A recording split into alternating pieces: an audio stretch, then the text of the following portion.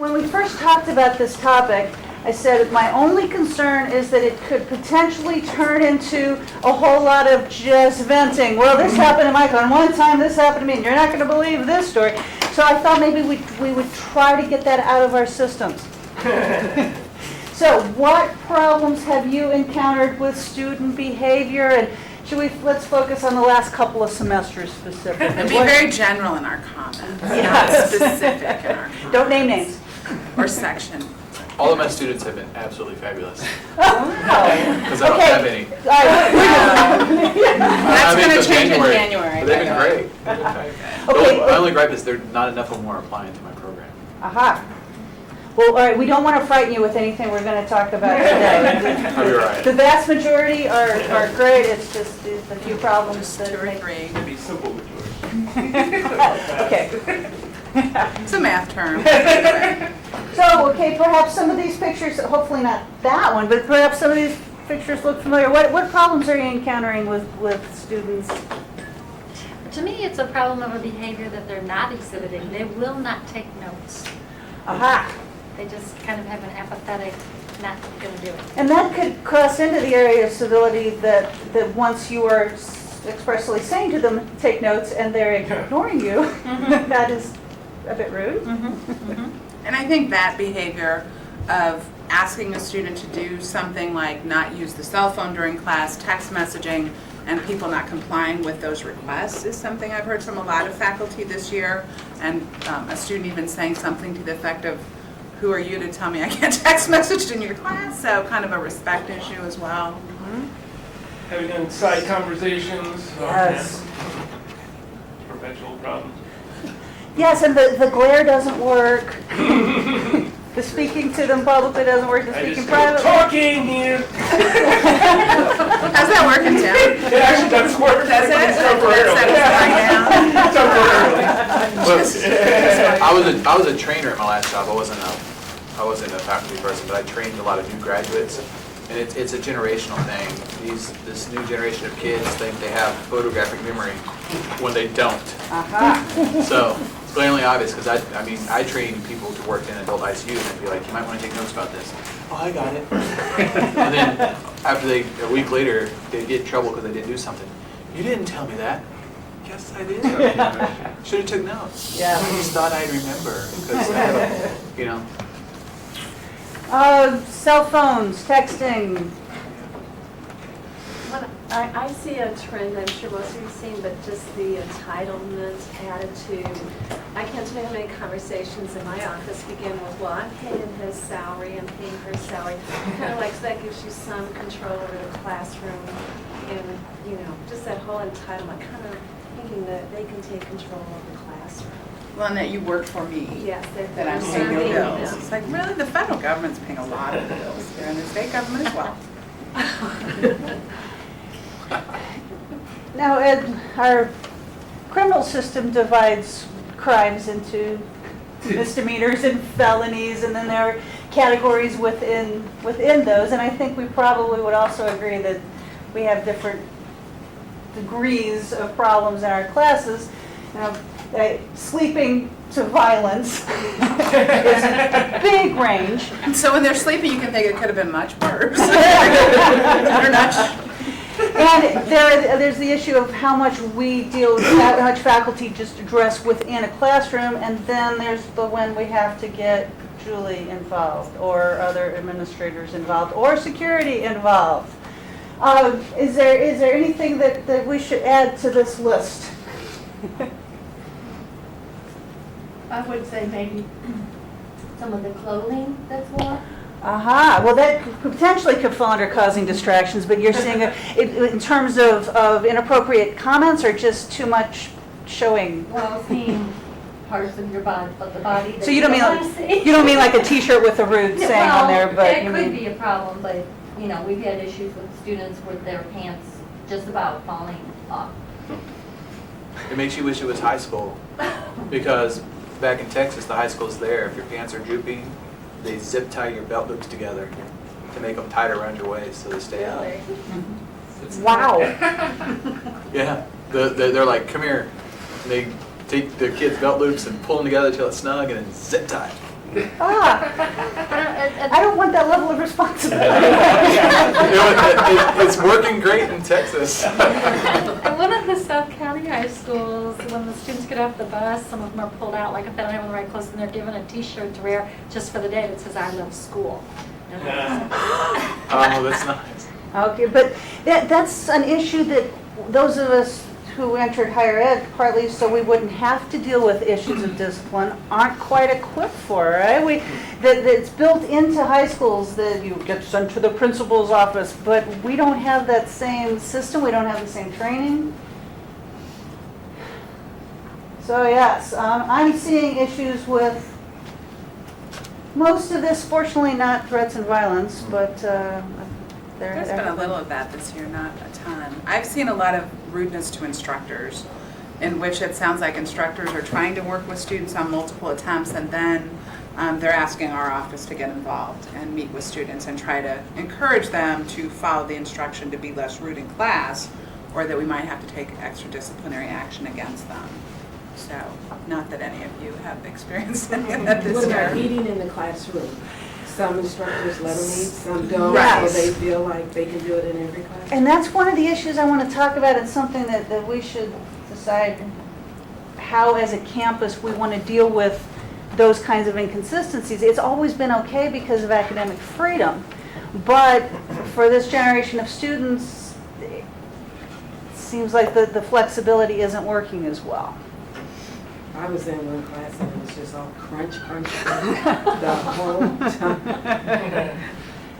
Yeah, I tell students that food, as long as it's not obnoxious food, and I tell them about a midterm I was taking in a linguistics class, and the student behind me brought popcorn, trying to take this difficult test. And You know, Susan, I've had to deal a couple times too with behavior outside the classroom. Students emailing the instructors, very inappropriate emails Yeah. of all sorts.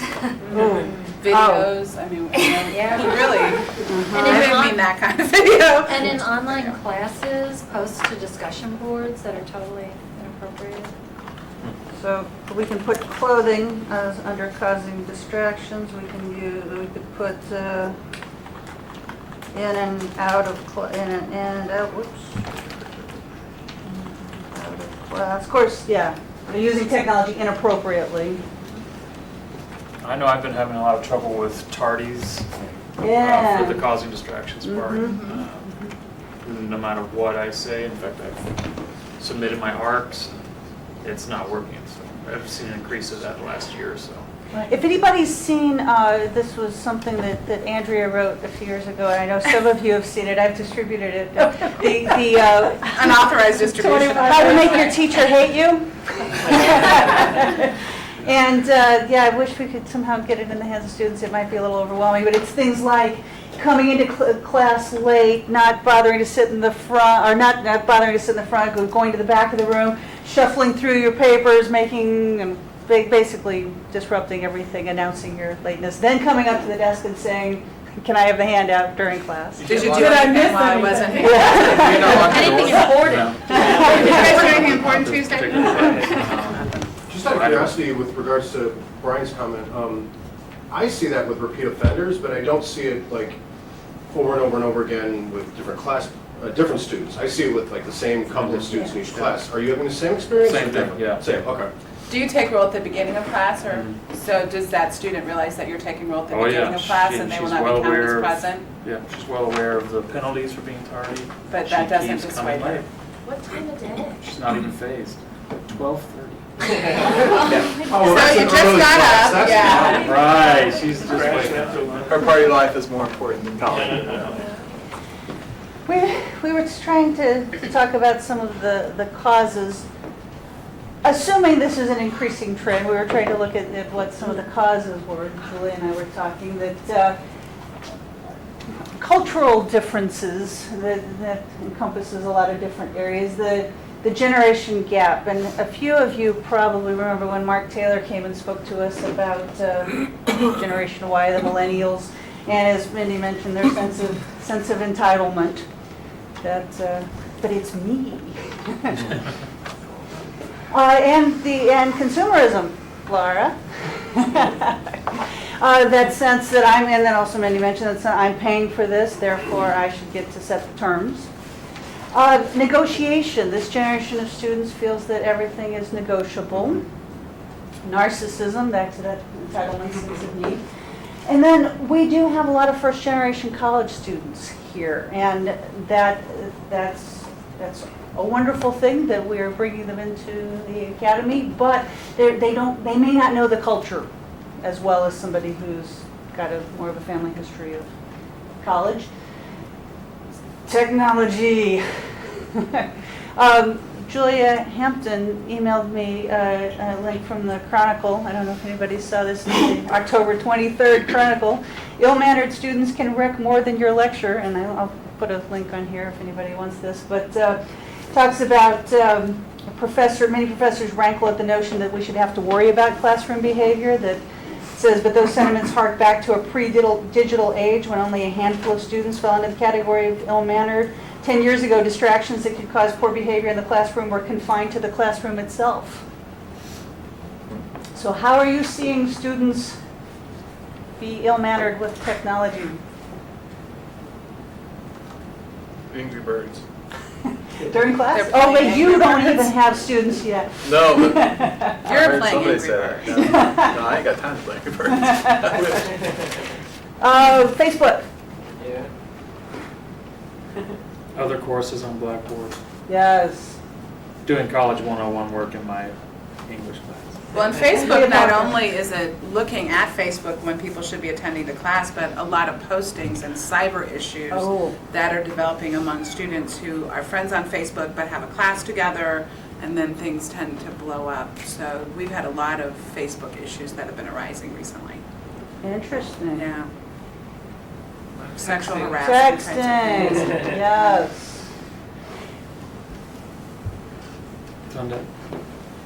I just wanted to mention that I kind of get offended when the students send something to me and they use the lowercase I and leave out all the vowels as if they were texting a friend. And so, I very gently remind them that if they communicate that way with an instructor, that it can have a bad effect because maybe the instructor would think that the student was not well educated because of the texting, or that they didn't appreciate that faculty person.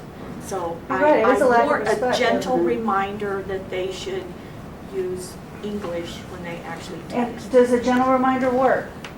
Yes, with most of those students, some of them that have problems with written expression, it's not going to help with that. But just yesterday, I got an email that was a full paragraph long, and there was no punctuation, none. And it's just like, and I'm more of a bullets type person anyway, so just the facts, ma'am, that's what I need. So it does work with some of the students.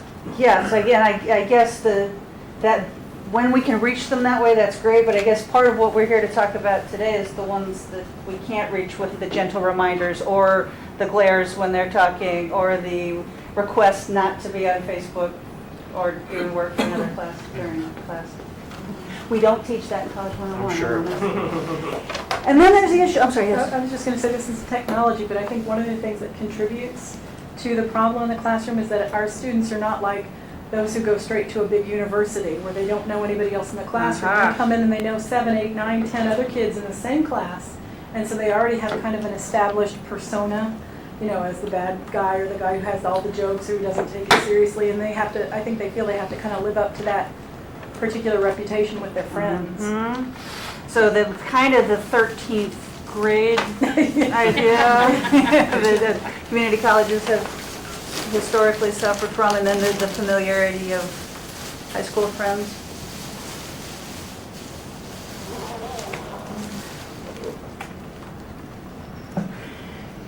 Yeah, I wondered if this gap, that if our students don't define rudeness the same way we do, how do we close that gap? 'Cause I think they don't see texting as remotely rude. They'll be at a party, they'll be on a date, and each of them texting other people while sitting across the table from each other. So in their culture, texting isn't rude, and they see us as either, Not with the times. Fuddy Because they duddies. text all night long. I shared a hotel room with my senior niece, and, oh, I said, Zoe, if you do not take that phone out of that bed, I'm gonna choke you. Yeah, it's real funny when you The go light out, would come on and it'd wake me up. you go out to eat dinner, and like you said, there's people sitting there having dinner on their iPhones. And occasionally they look over each other and they're like, haha, that's funny. I'm like, why, you're supposed to, Yeah. why'd you text it to them? I don't know. It's weird. Well, in their defense, I would say the whole culture has fetishized gadgets, and it seems like we're going to keep doing that. So, I mean, do we doubt that like 10 years from now we'll have just machines instead of books, you know, and everybody will have tablets or whatever, so that'll be a real issue. So I don't think it's just their general, I mean, I think adults do that too. that is true. Lauren? I can't remember if it was the University of Pennsylvania or not, but there was an article in Chronicle a while back about how they actually shut their campus down where you could not access any wireless networks or anything like that. So students went to class and had to go to class and listen and Probably write had or type. They were like actually liked it. nicotine oh, they were? They weren't like people kept from their You know how they do meatless Mondays for vegetarians? We could do like a technology-free Tuesday. Shut the whole place down for a There's Tuesday. a popular television campaign already out there. We Freak just need to out. put our phones down. Uh-huh. Unplug, yeah, for a day. And also to Dr. Bain's point, in their defense, in the students' defense who are sending text messages and Facebook messages in class, I'm thinking, I'm not sure if anybody's ever got to them and pointed that out to them and told them that it was wrong. So these behaviors that they're engaging in the classroom are never pointed out and never told that, yeah, maybe you shouldn't be doing that in class. So, I don't know, maybe just saying, put your phone out. High schools take them. Would you do it? A lot of Well, people I have it think in their it's an syllabus expectation, now. yeah. Is it in the syllabus? Well, no, some people do. Well, and to back up Brian's thing, there are some things like this that I've told people about routinely, and it was only this semester when I started saying you're gonna take a letter grade hit on your class participation grade every time I see it. So, That's a good one. so I've had 3 people do it this semester, and normally it would have been at least 2 or 3 times. So I count as absent. Yeah, that too. Oh, wow. They can be there all they want, but if they're not there, they're not there. Yeah, that's true. But I'm one of these people that I am guilty of being out in public and being on my phone constantly. It's just that it's learning to be able to sit Right. I'm not going to be on the phone for the hour that I'm sitting in this meeting with you, because if I am, I'm not going to pick up on anything. So there's that fine line of, who cares what they do at dinner? That's their time, But in the classroom, we have to separate that. Sure. I try to frame it in terms that I find it distracting. So it affects Yeah, my that's my job. ability to teach, it affects other students' ability to learn. So I try to frame it that way rather than you're rude. But But Susan, I think you have a good point. I don't think they see it as rude. I think that they think, I can pay attention to you and this. Yes. And this at the same time. I'm fine. Don't worry about me, Mhm. So I don't think they think it's rude. And that goes back to the idea of inconsistency. Obviously we value academic freedom and we want as instructors, we want to be able to make our own policies for classroom behavior, but are students finding it a problem if some instructors do allow texting during class, eating during class, getting up and leaving, go to the bathroom without asking, and others of us don't? Is that... You're not on the same page. I think that would be hard to impose though, because I know at Mizzou in some of the lecture classes, they have the students use their phones during class to like call and text each other, so. So to do About- virtual group work kind of Yes, thing? Oh, wow. exactly. And plus, when they get out in the real world and they get jobs, and they have different jobs, some things are going to be okay at one job, some things are going to be okay at another job, and they're going to have to learn to adapt, or they're going to get fired. So they need to start learning how to adapt between classes. Yeah, so it's not necessarily that we're sending mixed messages, it's just that different people have different requirements and expectations. Well, in different courses, I know, for example, with the food issue, that may be appropriate in English class, but it may not be appropriate in chemistry, for example. So there's certain settings in which that could happen and others where it just can't. How many of you set up an expectation that students not text while they're in your class? So many of you. So is it on the syllabus and announced? Okay, okay. Yeah, and in our program, the respiratory therapy program, we're gonna be all ebook.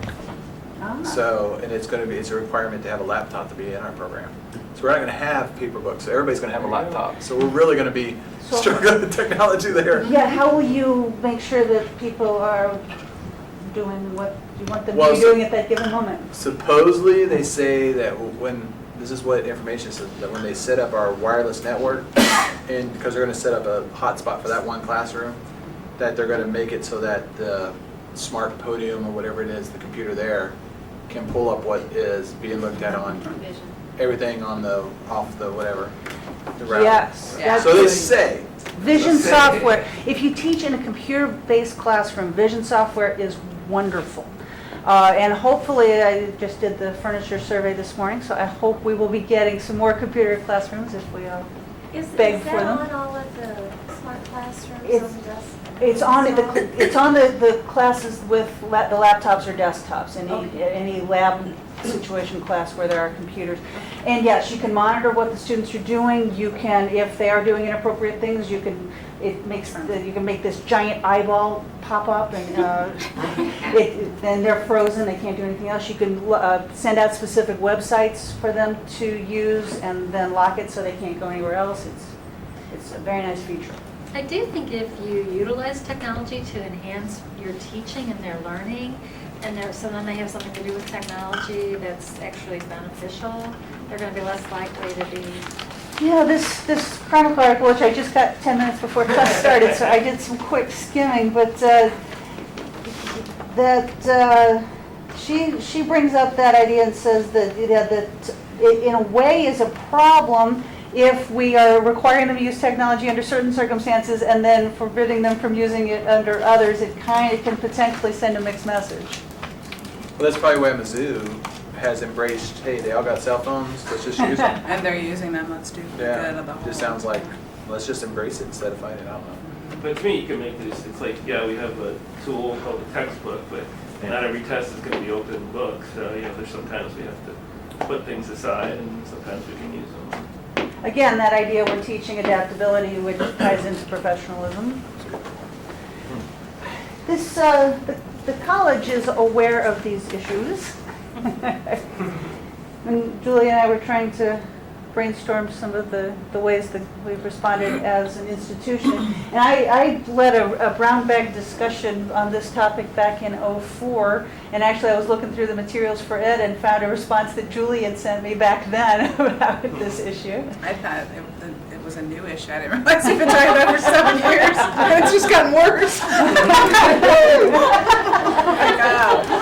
What was the response back then? Kind of smart. People were very aware of the issue, and we were looking at how to deal with it. One of the issues that we talked about at that time was trying to put together something campus-wide that the students would see, like a video kind of thing. But it also, in part, led to the College 101 classes. Woohoo, College 101, I got to plug it every chance I get. But that frustration about what we were seeing about students' lack of preparation across the board was part of the impetus for starting College 101. And we do address etiquette, behavior, expectations, how to email properly, how to communicate. So we try to go over all of that. They might not hear it because they're texting and coming in, talking in the back row. It is covered though, Andrew.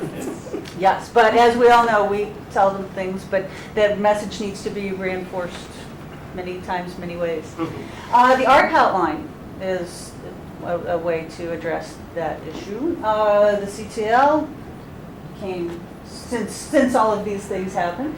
The behavioral concerns team, could you address that for us? The behavioral concerns team is a group that meets every Tuesday at 2:30, and during that time we review any reports we've received through the Maxim reporting system or through the ARC hotline that involve students who are exhibiting some behavior of concern on campus. Some of those are really serious types of things like suicidal ideation and things of that nature.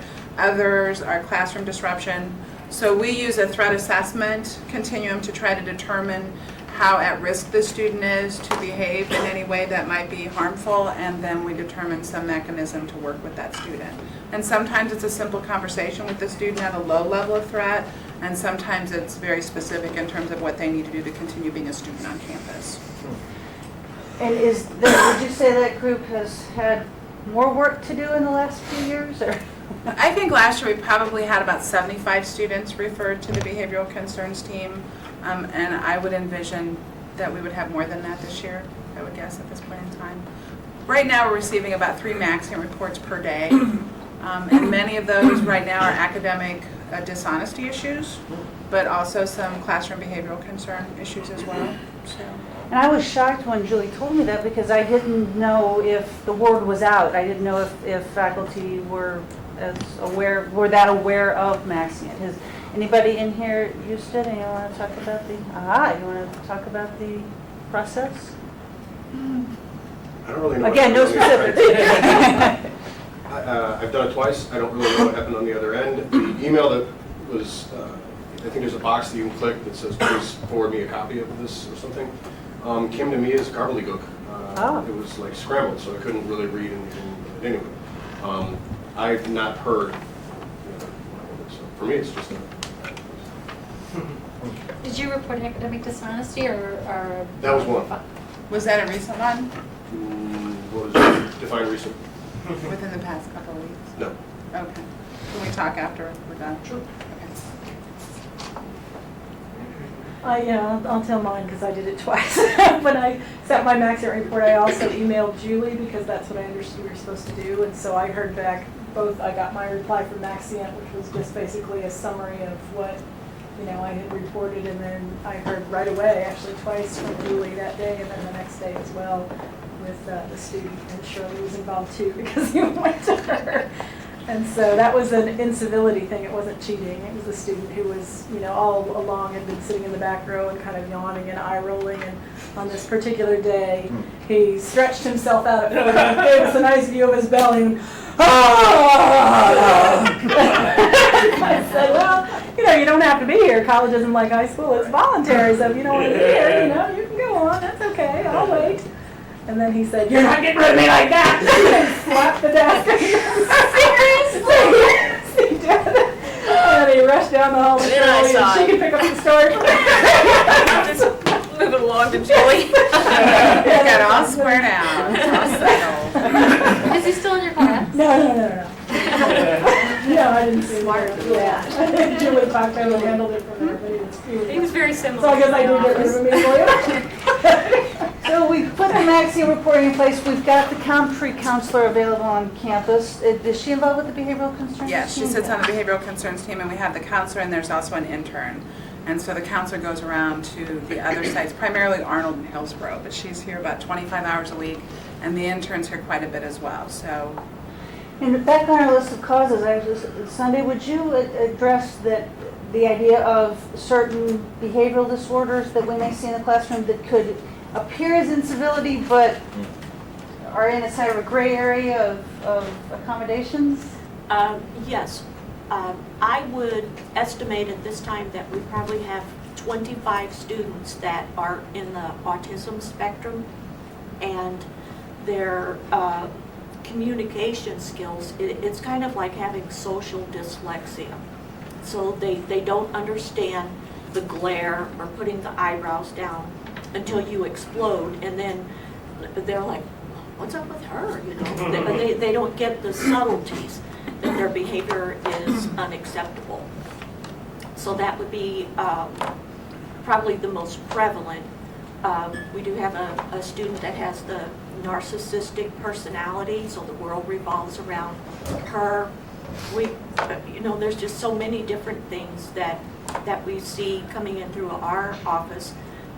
Multiple disorders, and the severity is more than we have been seeing in the past. And So if that is an issue with students, do we go to you in addition to maybe some of these other steps? Or? Usually instructors will let me know if the student has provided the faculty notification letter, and sometimes faculty members will call and say, is this student one of yours? I say no, and then the instructor says, well, they need to be. And so they will walk that student over.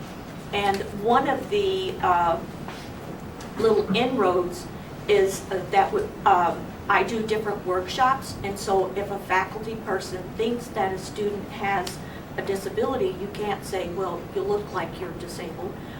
If they would bring the student over under the guides of that they were going to sign up for one of my workshops, then I can ask the questions about were you in learning disability classes, and so that way we do actually gather them from the referrals from the faculty.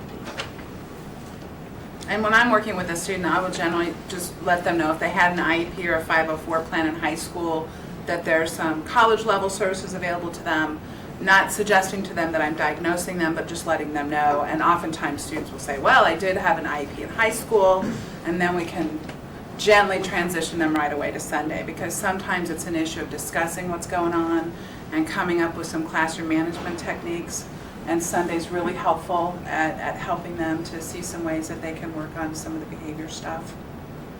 Great. And Sunday actually helped me. I could add to that too. She did a good job with the students we have, and it really did take care of the problem. I think they did it right too. And I would also add that Sunday helped out with one of my students this semester as well.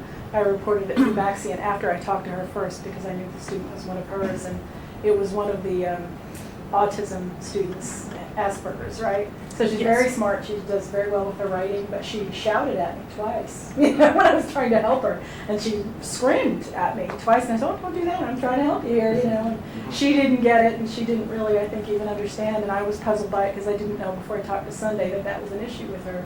But I called or emailed right away with Sunday and talked about that, and then she told me to report it to Maxie too.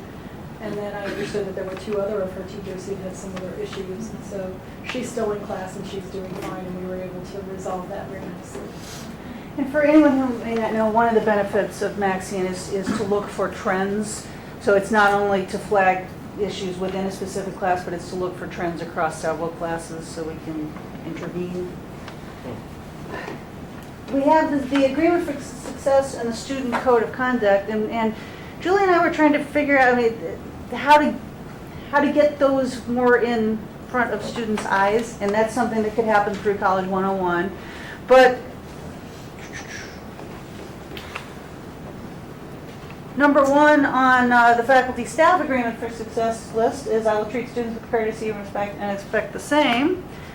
And then number 1 on the student agreement for success, I will treat faculty and staff with courtesy and respect and expect the same. So that's the part of the contract. It's in the catalog, so it's part of our expectations of a student. And that arose, what, about 15 years ago? You I would guess. It had been written a long time ago. At one point in time, it was in glass frames throughout the campus and poster sized. And then I think as painting and rehabs got done over the years, I don't think they're around anymore. They're still on bulletin boards. Are they? Good, good. So we're discussing putting that back out and putting that in some notorious places where people can see that, because hopefully it will help. And maybe get some student discussions involved in the degree to which they support these things and how they can exhibit that. They're related to this a little bit. I also adjuncted East Central, and I ran into a text in their Comp 1 textbook that is a speech that the poetess Adrienne Rich made in the late 70s. Some people might be aware of it. It was a speech that she made to Douglas College. And it talks about the relationship between the teacher and the student, and how there is an unwritten contract that exists between the student and the teacher. The student comes prepared, does the readings, does the homework, and is ready to claim their education. And the other part of that contract is us as educators, we have to come prepared. If you run into that speech that Adrienne Rich gave at Douglas College, in I think it was 78 or 79, a great tool, in my opinion, to present to students to get them to see that it's a two-way street. We do our work, and we kind of expect you to do your work, so we don't have to do the work for you. Claim your own education. Mindy, I wonder if that's something we could look at for College 101 with that idea that you had talked about kind of a common reading. It's a neat speech. That's exactly the kinds of things that we could include in a reader. Mm-hmm. Great, thank you. So with college response, and then individual instructor solutions, and this is when I think we can add to this list. Specific behavior expectations on syllabi. People are talking about how getting War and Peace linked syllabi as we have more and more thou shalt and thou shalt nots. It's a mixed literary metaphor, isn't it? Classroom rules norming. Sandy, help me with that one. That's up your alley, right? Well, I'm familiar with norming in terms of I'm sorry, I put her on the spot. in terms of multi-second course assessment, you want to norm how you evaluate things. But I mean, you could try to get everyone to be in line and kind of. And maybe I've used the wrong terminology, but where we work together as a group, that I would work with the students to establish a kind of a code of behavior that. Oh, within the course itself, Yes. each individual course? Yeah, I've definitely seen that model where the first day of class you get them to define what is civil behavior in our classroom, and of course you kind of lead it a little bit. And then if they think it's their idea, or if they have more buy-in and participate, yeah, that's real common practice. And in doing some readings on this issue on a national basis, a lot of people did talk about the idea that it is also important for us to remember that as long as we are making sure our students are engaged in the material, they will be more likely to be civil. So keep that in mind. Modeling good behavior. That, I think we all start out that way, but then we get the sarcastic comments, we get the rude behavior, and it's important for us to not respond in kind. And that can be tricky sometimes. That, for instance, did we do anything important? Are we not modeling good behavior if we respond with the sarcastic comment? Of course not. You weren't here, so we didn't do anything. Good point. Whole class discussions, when getting the class involved, it kind of connects back to this of what behavior do you want to see from each other. Pointing out misbehavior during class, I'm hearing too many side discussions going on idea. One-on-one conferencing with students who are the problems. What else? What should I add to this list? I don't know, I always try because it is amazing how many students will just have these private conversations in the back row. And I just try to walk back there and stand about 2 inches from them and teach from there. Oh, yeah. And amazingly, sometimes that doesn't even work. They'll just Like the television in the background. That's my theory that they see us as a bad TV.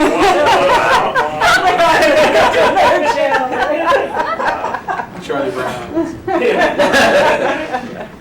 But usually it works if you just have that proximity. Stand there long enough, though. Yeah. Get to it. I would add that there's something about being strategic in how you call people out too, though. If you do every single infraction, like you jump on it immediately, for one, I think you're going to create an classroom environment where they don't feel as free to, respond to when you ask them questions, or just clam up because you're got this authoritarian presence.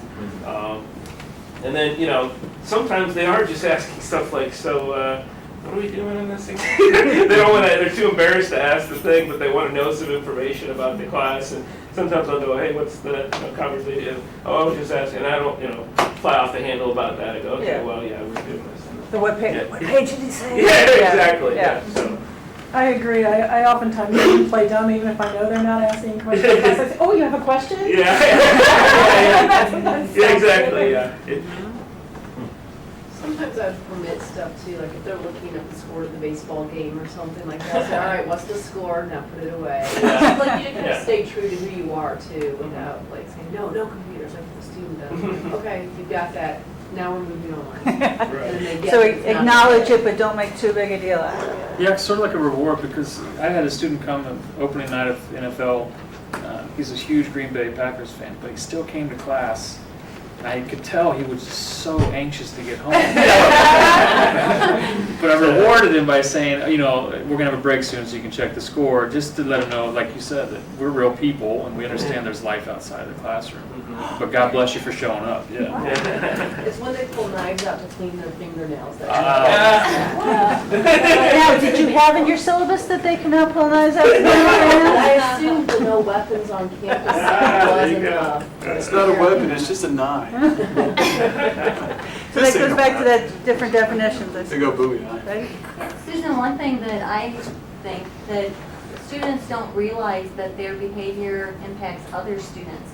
Because I've had a couple times where a student has come up to me and said, that guy next to me was doing this. Or, like another time a student came up and said, I don't really want to deal with these high school type kids in here. And so I think that if we could do something to make them aware that it's not just our issue, it's other students have problems with this too.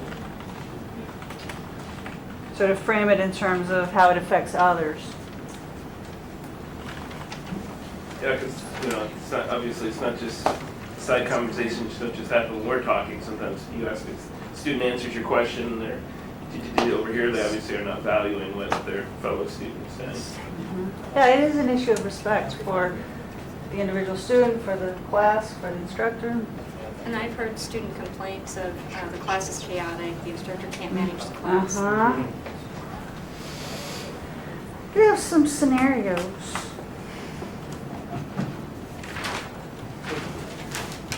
As the semester begins, you notice that a student in your class exhibits disruptive behavior. She regularly interrupts you as you lecture, answers questions without raising her hand, and converses with other class members while you are speaking.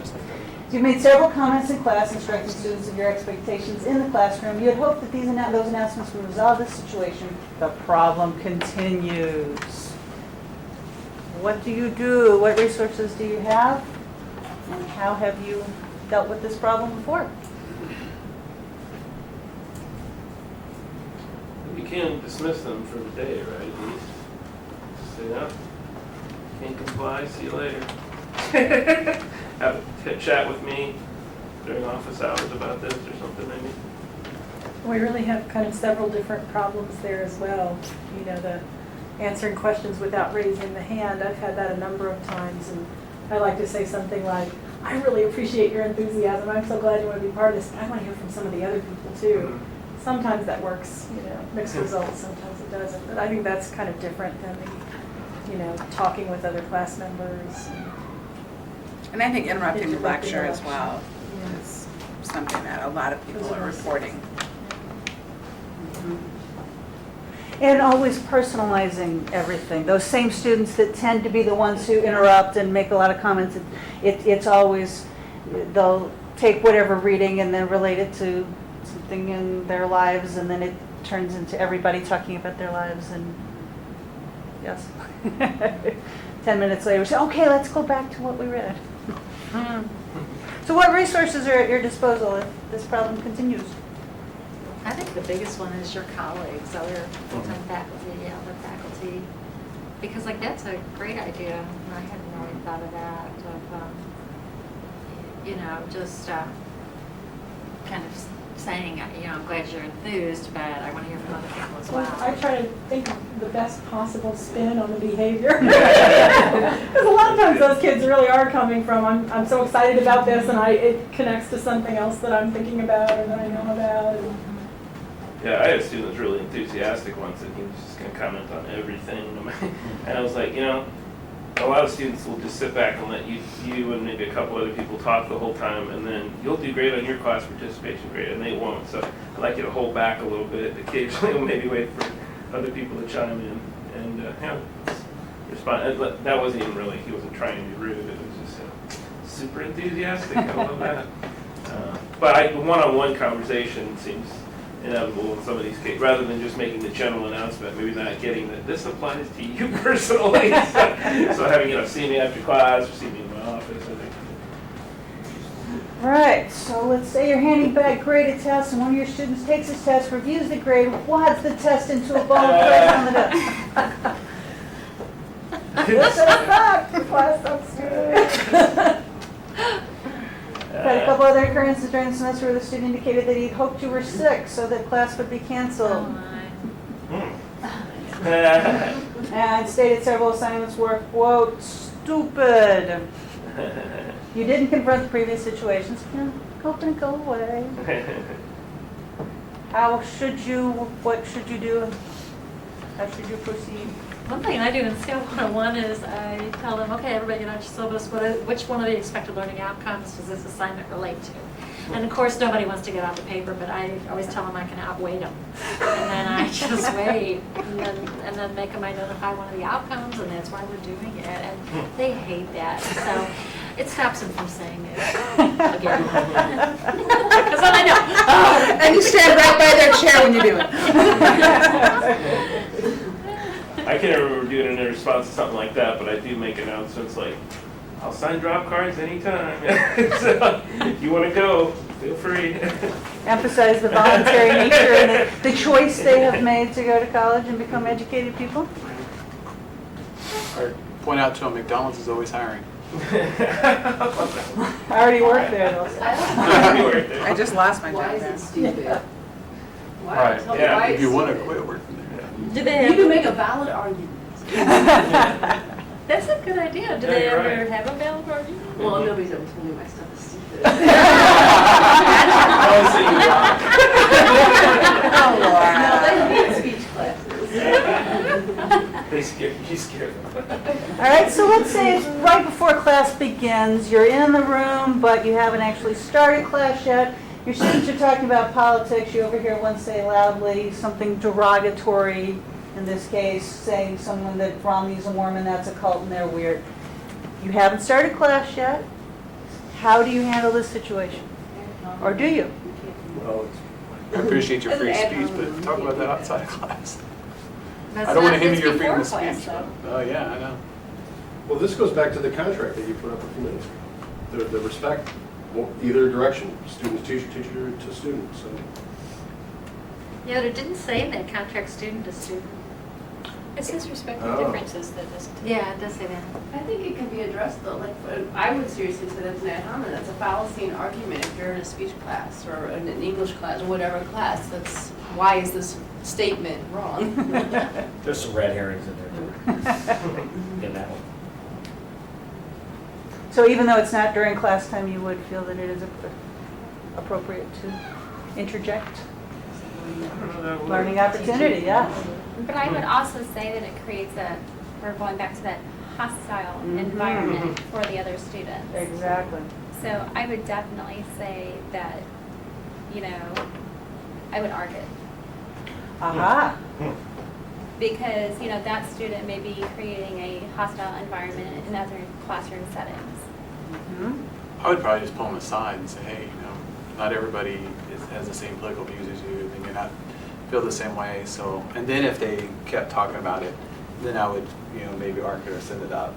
But I wouldn't just first time, at first, because they may not realize it, they might think everybody is a diehard anti-Romney person, and they just think everybody's on the same boat as them, and not everybody. And I might address it more publicly on, not, just in case there is a student who is offended by that, to let that student know that I'm trying to deal with this on your behalf, on all of our behalf. Yeah. I mean, I don't know. I think I would try to just redirect it because some of our students don't even know the election year is coming up. I mean, so the person is at least aware of current events and maybe try to. Well, seriously, I mean, we are on higher ed. You want them to. I agree too, but you can't, and it's like you said, somebody said about being offended, but I mean, if we go around trying to police everybody that gets offended, that's what you're gonna do all day. Well, and I think then you get Some people are offended that I'm wearing khaki pants today, well, I can't help that. That's what So I am want. Here's a question, because you say hostile, I think very negative and angry. What are the students just trying to be funny? Like, I'm not sure if it's necessarily, if they even realize what they're saying sometimes as well. Like, I don't know if it's threatening or not, so. Well, okay, translate it, I mean, this is an attack on a religion, translate it to an attack on a race, on sexual orientation, on gender, on... I think if it was directed at another student, though, I mean, who are they speaking to? Is my question. If it was just a general statement, between buddies, I might say it's inappropriate. I would definitely direct it in the class. I would address it, you know, before the class, you know, I think it would just depend on in which tone it was taken, you know, but if it was taken, you know, out of context, you know, towards another student, then it could be created in a hostility, you know, environment. You know, you would have to really see how it was presented. So this is a judgment call. And You a lot know- of these cases when we A lot of get it into is, but at the this- same time, I mean, we move from becoming a democracy to a communist country where we start judging what's hate speech and what's not this. That's why we hate speech laws, whatever. Unless they make, unless Not it's, all of us unless, do. well, no, unless it's inflammatory and absolutely for sure threatening speech. And you can't say the same on Romney's Moana. I think that's cool. It's weird.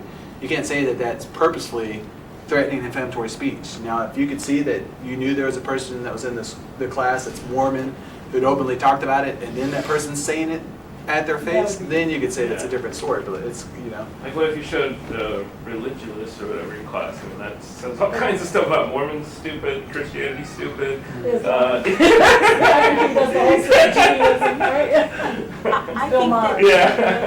that if that happened in a classroom, that it should be pointed out that different people have different opinions, and that expressing those opinions in a respectful way is okay, but we need to keep in mind that that might offend someone. And wasn't that comment just made last week by a politician? I think they were talking about that on Rush The Limbaugh. cult part, yes, not the weird part, but the cult part, yes. That it was I think the a weirdness cult. was So implied. Somebody Yes. is making Was an evangelical that statement, ministry, but yes. I think if we establish the baseline of being respectful, that, you know, you can really express yourself.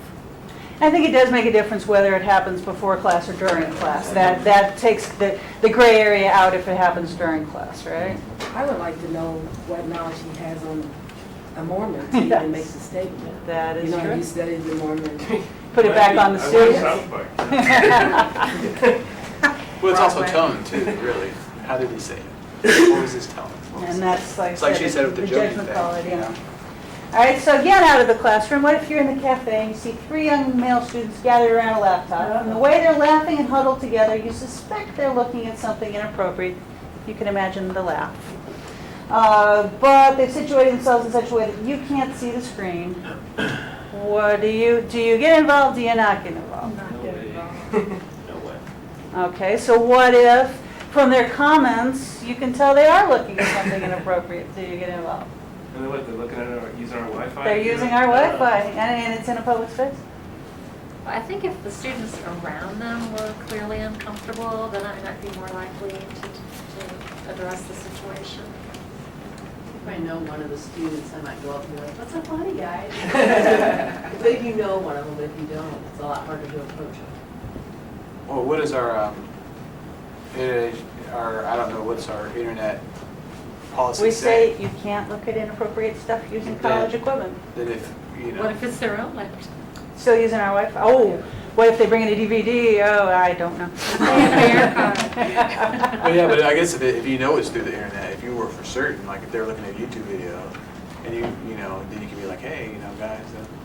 And in none of this are we certain, so I say leave them alone. Yeah. Again, Since you don't know what it is. so sometimes these We're issues not do the become a Nazis. judgment call.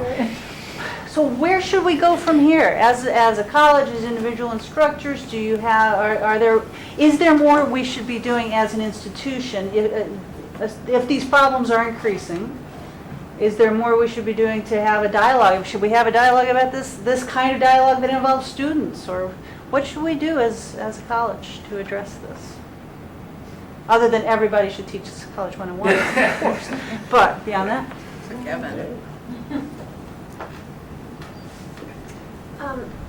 You know, when we had Peggy Cohen here from UMSL, I've said this in other meetings, but she talked about establishing for students in every class the idea of professionalism.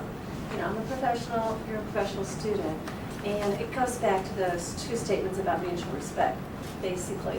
And while I don't think everyone should have the same thing in the syllabus about talking or texting, I mean, everyone has to individualize.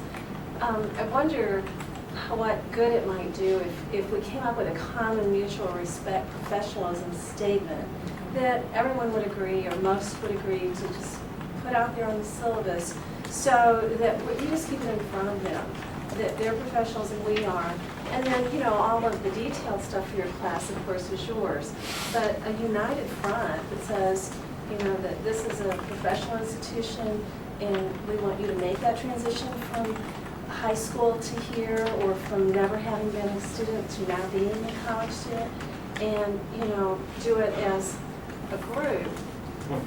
Just keep it in front of them. It might be a home base for us as we address the issues. And then the other thing I want to say is, and I think most people know this, but there definitely is support from your division chairs and your deans. You know, some people think, oh, the student did this or this, but if I, you know, take it to the next step, you know, and maybe you do need help with it, then it's a reflection on you, or that, you know, maybe you won't be supported. And I think that all of the deans and the division chairs are at no tolerance. You know, I don't think anybody should put up with any disrespect, nor do, you know, we think the faculty and the administrators should be disrespectful to students, you know, but I just wanted to make that point that there's plenty of support here. I mean, I had students in my office one day, 6 of them had been kicked out of class. and I'm like, what happened? And they're like, we were doing peer reviews in our English class, and none of us had a paper, and she just told us to leave. And I was like, well, what were you going to do that hour? Disrupt the I class. didn't have your paper. And then, you know, we finally got to the point that what they really need to do is get to the office hour and fix this. You know, your instructor didn't mess up, you messed up. And it's important, I think, that people know they have that kind of support if you need to take action in your class to get your work done and get their work done. So. And I put that in my syllabus too. I've actually never kicked anybody out, but a couple of times I just let them know at the beginning of class, look, if this gets out of control, if you just cannot calm down, I told you several times, I do have the authority to kick you out of the class. Mm-hmm. Negotiate it after that as to whether you come back or not.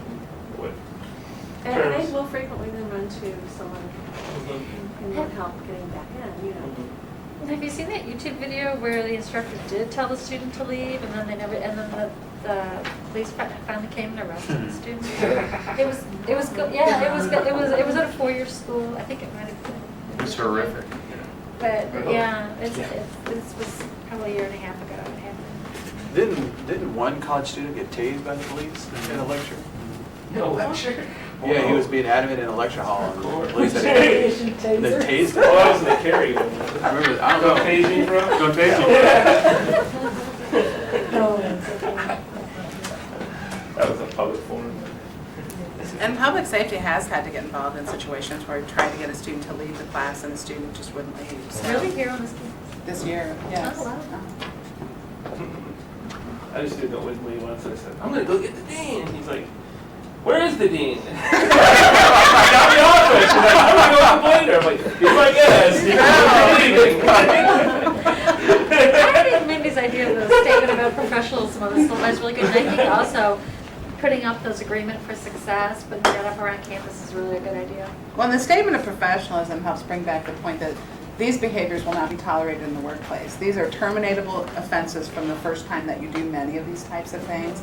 And people need to understand that. And we're doing them a favor if we help them to understand that now, as opposed to going in and doing something with your boss that you've seen displayed in the classroom. That would result in you going home forever.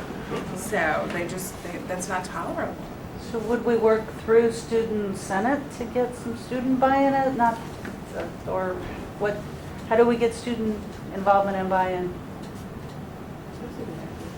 I think student senate is certainly an avenue. They're pretty active this year. They're just getting started, but they've got a full group, and they're looking for different avenues to advocate for students. So I think this might be a way in which they could provide feedback. So I suspect that the agreement for success was handed down to students. I suspect they didn't have a voice in generating, but I might be wrong about that. But The thing we get back to here is what I think we started out, maybe you said it, Susan, that most students don't give us these problems. You know, 90% of our Absolutely. students, maybe higher than 90%, are perfectly decent. They show all the signs of courtesy and respect. So, you know, I don't know how much the student senate could do, because probably those kids are respectful and civil and, you know. But they also see that behavior probably in some of their classrooms, and so I think that helps to have students say this is unacceptable from a peer perspective as well as a perspective instructor to student. So I'm sure many of them have seen some of these things, and I think they would be helpful in guiding Yeah, them. not only seen it, but been bothered by it. Absolutely, absolutely. It might be interesting to bring together a faculty senate and student senate,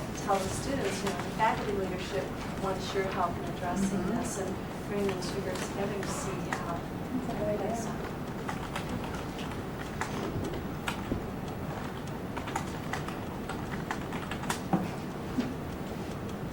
Just as a quick note, whenever I'm in the classroom and something pops up, I think just being familiar with what's taught in College 101 is a good idea.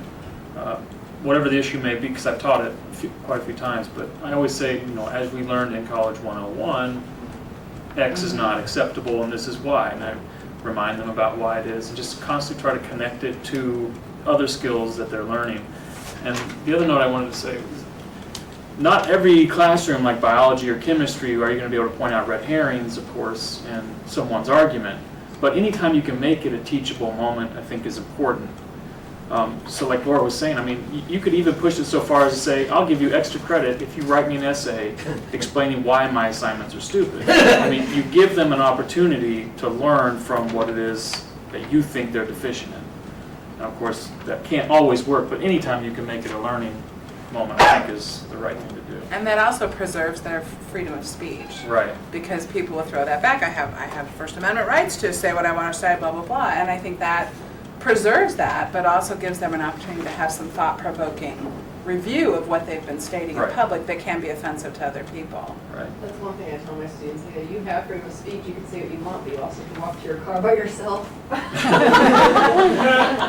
Division teams, other people who aren't necessarily faculty, is there anything else as we wrap things up that faculty should know or do to help make your jobs more clear or easier or help head off some of these problems? Well, I think it's like you said, just to, even when it's very difficult, to still try to remain professional yourself. And remember the resources that are available. And also we do value the support we get. Thank you.